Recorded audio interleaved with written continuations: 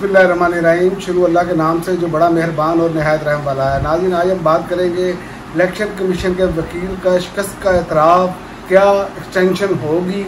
सबसे बड़ी बात यह है कि इस पर अब सवालात हैं। और दूसरा, इद्दत निकाह केस बुशरा बीबी की दरख्वास्त जो है वो मुस्तरद हो गई है। इमरान खान और बुशरा बीबी की दरख्वास्त जो सजा मौतली के खिलाफ उन्होंने अपील दायर की थी। लेकिन सबसे पहले बात करते हैं, इलेक्शन कमीशन ने अपनी शिकस्त का एतराफ़ कर लिया है। वकील इलेक्शन कमीशन ने एतराफ़ कर लिया, जजों को वो मुतमिन नहीं कर सके।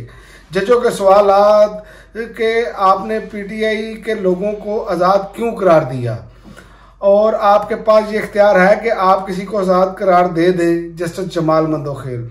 और सेक्शन 63 के हवाले से बताया कि बता दें कि उम्मीदवार ने आपको फॉर्म दिया है। जस्टिस आयशा मलिक ने ये सवाल किया। फॉर्म ए, जिसे आप बयान हल्फी भी कहते हैं, कि बावजूद आपने क्यों किसी उम्मीदवार को आज़ाद करार दिया है जब तक कि वो अपना बयान हल्फी वापस ना ले। लेकिन आपने पीटीआई को जमात तस्लीम नहीं किया, वो कैसे सर्टिफिकेट जमा करा दें। ये जजेस के सवालात हैं और इलेक्शन कमीशन का इस पर कोई जवाब नहीं था। उनको कोई समझ नहीं आ रही थी कि उन्होंने करना क्या है, क्योंकि सब कुछ इतनी जल्दी से किया इन्होंने, जिसका सबको मालूम है कि ये क्या करना चाह रहे थे, कैसे इन्होंने ये सारा कुछ किया। इलेक्शन कमीशन का वकील कहता है कि ये हमसे मखसूस नशिस्तें नहीं मांग सकते। ये क्या कहा है सुन्नी इत्तेहाद कौंसिल के बारे में कि, और इस पर जजेस ने सवाल किया कि कितनी देर से ये रजिस्टर्ड पार्टी है, आपको अब याद आया। और इसके जवाब में उन्होंने कहा कि JUI फे जो है वो भी, उसका आइन भी यही कहता है क्या आपने उसको मखसूस नशिस्तें दी। जनाब, इन्होंने दी, KPK में मखसूस नशिस्तें दी। तो ये सवाल सिर्फ इमरान खान और तहरीक इंसाफ को नुकसान पहुंचाना है। असल मकसद ये है, ये अब बिल्कुल वाजिया हो चुका है।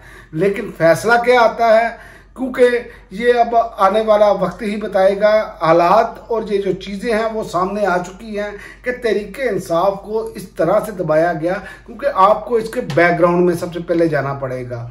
सबसे पहले कि इलेक्शन कमीशन ने 3 मरतबा इंतखाबात करवाए, उन्होंने तहरीक इंसाफ ने, उन्होंने तस्लीम नहीं किया। मुस्लिम लीग नून ने एक चिट पर लिख कर दिया, वो तस्लीम कर लिया। ANP ने इंतखाबात नहीं कराए, उनको सिर्फ जुर्माना किया। ये इलेक्शन कमीशन के जो है सूरत हाल है कि कैसे वो PTI के खिलाफ एक जमात बनकर खड़ा है और कहते हैं आईनी इदारा है। ऐसे आईनी इदारे को जो वो आइन के मुताबिक ही नहीं चलते, कि उनके सामने तमाम जमातें बराबर हैं, तो कैसे हो सकता है। ये चीज़ें सामने तो आ चुकी हैं, लेकिन अफवाहें वही हैं, खबरें वही गर्दिश कर रही हैं कि ये वो 5-7 से फैसला आएगा और ये मखसूस रिश्ते हर सूरत छीनी जाएंगी। तो ये एक बहुत बड़ा अलमिया अगर ऐसा होता है तो, लेकिन ये ऐसा होना नहीं चाहिए, क्योंकि आइन कहता है जिस तनासब से जिसने जितनी सीटें जीती हैं उसी तनासब से उसे मखसूस नशिस्तें मिलनी चाहिए। लेकिन अब ये इम्तिहान है चीफ जस्टिस साहब का, वो क्या करते हैं। लेकिन अभी तक तो जो लाइव समात में नजर आ रहा है वो तो इलेक्शन कमीशन के वकील को हमेशा रेस्क्यू करते हुए नजर आ रहे हैं। और दूसरा, जस्टिस मुनीब अख्तर ने फिर आज जो है वो एक मरतबा आड़े हाथों लिया और उन्होंने कहा, एक बार फिर बल्ले का निशान छीने जाने के फैसले के हवाले से रिमार्क्स दिए। बल्ले का निशान सुप्रीम कोर्ट के फैसले की रोशनी में ले लिया गया, लेकिन अब कौमी लेवल की पार्टी PTI को इलेक्शन से मुकम्मल ख़त्म नहीं कर सकते आप। सुप्रीम कोर्ट के फैसले के असरात नहीं आने चाहिए थे, आपकी ये पोजीशन होना नहीं चाहिए थी। ये उन्होंने जस्टिस मुनीब अख्तर साहब ने भी कहा। लेकिन जिन जजेस के रिमार्क्स आ रहे हैं और जितने मुतमईन बैठे हैं, ये नज़र आ रहा है कि इन्होंने तहरीक इंसाफ को ये मखसूस नशिस्तें नहीं देनी। कोशिश यही है, बाकी कोई मौजज़ा हो जाए तो कुछ कहा नहीं जा सकता। और दूसरा, ये कोशिश करेंगे कि किसी ना किसी तरीके से ये मखसूस नशिस्तें वापस उन्हीं जमातों को मिले, क्योंकि एक्सटेंशन भी ज़रूरी है। एक्सटेंशन के बाद एक ये कि जो खबरें गर्दिश कर रही हैं, जो ज़बान ज़दे आम है, मैं वो बात कर रहा हूँ। तो ये अब आने वाले दिनों में ये बहुत ज़्यादा जो है वो सवालात उठेंगे।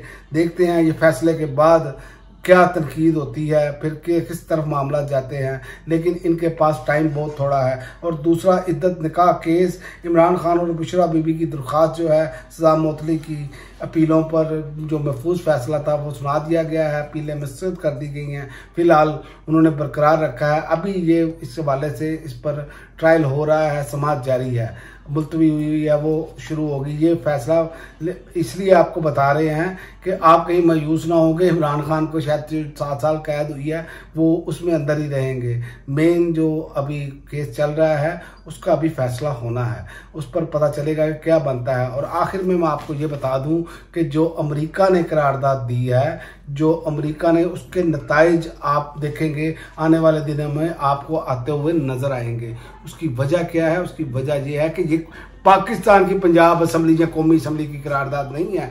वहाँ पर आप देखेंगे आने वाले दिनों में ये वो भी लगेंगी, पाबंदियां भी लगेंगी सफरी कुछ लोगों पर, और ये आहिस्ता आहिस्ता बढ़ेगा। ये पाकिस्तान के लिए नुकसानदेह है, क्योंकि ये वो चीज़ें हैं। उन्होंने पीटीआई के वाले से बातें नहीं की, उन्होंने इंसानी हकूक और इलेक्शन पर सवालात उठाए हैं, और हमें इस पर होश के नाखून लेने चाहिए। और दूसरा, आखिर में ये मैं आपको बता दूं, जो कीनिया ने किया, कीनिया में जो हुआ उसका भी आईएमएफ ने बजट बनाया और पाकिस्तान का भी आईएमएफ ने बजट बनाया। तो खुदा रहा इस पर सोचे। मैं सिर्फ आपको इतना बता दूं कि कीनिया की आबादी 5 करोड़ है, वहां पर महंगाई की शरह 5% है।